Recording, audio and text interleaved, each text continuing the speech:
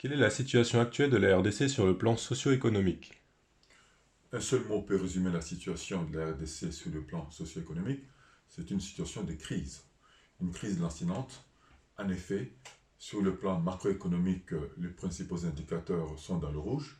Une croissance atone, une inflation galopante, et un équilibre du commerce extérieur qui désagrège terriblement et, bien entendu, une situation de chômage et une sous-utilisation des capacités de production.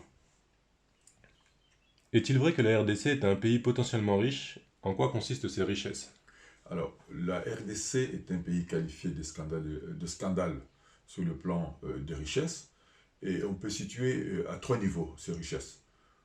À mon avis, la première richesse du Congo, c'est d'abord 85 millions de terres arables, d'hectares de terres arables. Deuxièmement, c'est un réseau hydrologique fabuleux, extraordinaire. Enfin, c'est les matières premières. La RDC, en effet, contient dans son sous-sol la plupart des matières premières stratégiques. Le cuivre, le cobalt, le coltan qui rentre dans la composition de nos ordinateurs, de nos téléphones portables, l'or, le diamant, le gaz, le pétrole. C'est un pays qui a été béni par les dieux. Alors, comment expliquez-vous ce paradoxe d'avoir un pays aux richesses incommensurables et une population pauvre? C'est justement cela le problème de la RDC. C'est ce qu'on appelle, effectivement, vous-même vous l'avez qualifié des paradoxes, c'est ça qu'on appelle la malédiction des matières premières, le syndrome hollandais, disent les économistes. Et en effet, comment comprendre qu'un pays qui a autant de richesses, telles que nous venons de le révéler, puisse avoir une population pauvre? Cela, à notre sens, c'est avant tout à cause d'un manque de leadership. Quand nous disons leadership, ça veut dire que les dirigeants qui se sont succédés ont manqué des visions, d'objectifs clairs et l'envie et la volonté de vouloir sortir le pays de la paupérisation et sortir le pays du trou dans lequel il se trouve.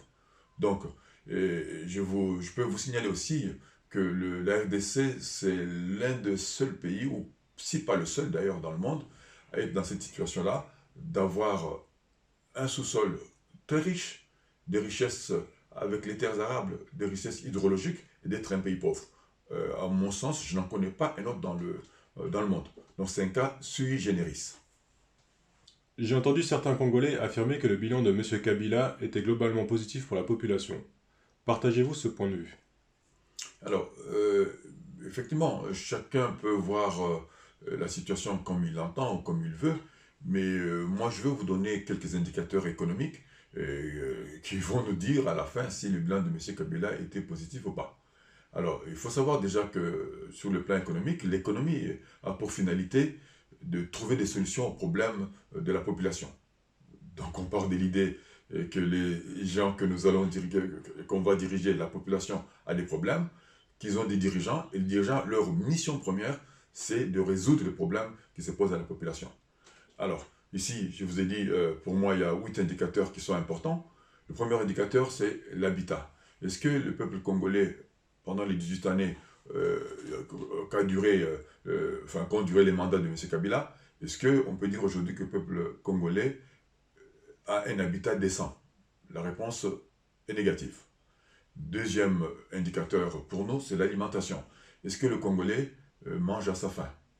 La réponse n'est pas positive non plus, quand on sait que le Congolais a du mal à pouvoir nouer les deux bouts du mois, qu'il a un salaire maigre de 40 dollars,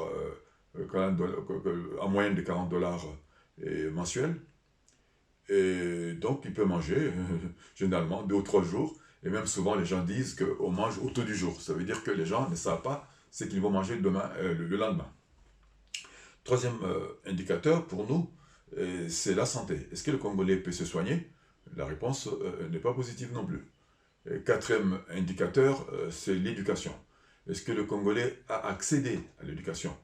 Pendant les années de M. Kabila, ben, on voit que la situation s'est dégradée. L'enseignement, que ce soit l'enseignement primaire, l'enseignement secondaire ou même universitaire, on a vu que les gens avaient du mal à pouvoir payer les frais d'inscription, le frais des Minerval, et qu'il y a plein d'enfants qui ne peuvent pas aller à l'école. On peut vous dire qu'il y a environ 8 millions de jeunes Congolais qui ne vont pas à l'école. Donc, pour nous, la réponse n'est pas positive. Ensuite, on peut parler de la mobilité, la capacité de se déplacer sur le territoire national. Et les routes sont en très mauvais état, que ce soit dans les villes, à la campagne ou entre les villes. Donc, là aussi, ce n'est pas positif. Si on ajoute à ça l'accès à l'électricité, il faut savoir que le taux d'accès à l'électricité au niveau de la RDC est de 9%, alors que la moyenne africaine se situe autour de 30%. Donc là, la réponse est négative. On peut prendre un autre paramètre qui serait l'accès à l'eau potable. 26% de la population congolaise a accès à l'eau potable, alors que la moyenne africaine est de 60%. Donc vous voyez que la réponse n'est pas positive non plus. Enfin, dernier paramètre pour nous, on pourrait prendre la création d'emplois, ou le taux d'employabilité. Donc on va constater ici qu'environ 85 à 90% de la population n'a pas de travail.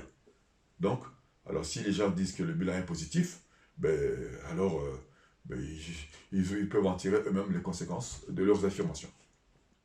Il y a un nouveau pouvoir depuis 15 mois. Les choses se sont-elles améliorées pour la population? Alors, pour être franc avec vous, depuis 15 mois qu'il y a le nouveau pouvoir, en fait un nouveau président, et le président a fait montre de beaucoup de pugnacité, beaucoup de volonté de faire changer les choses, de vouloir changer les choses, mais concrètement, aujourd'hui, la population n'en a pas encore vu les effets. Donc, les choses n'ont pas changé. Alors, est-ce que c'est dû au fait qu'il y a un gouvernement de coalition dans lequel on trouve de la résistance des gens qui ne veulent pas que les choses changent? Je n'en sais rien. Toujours est-il que je vais être franc avec vous, la population congolaise, pour elle, rien n'a changé aujourd'hui.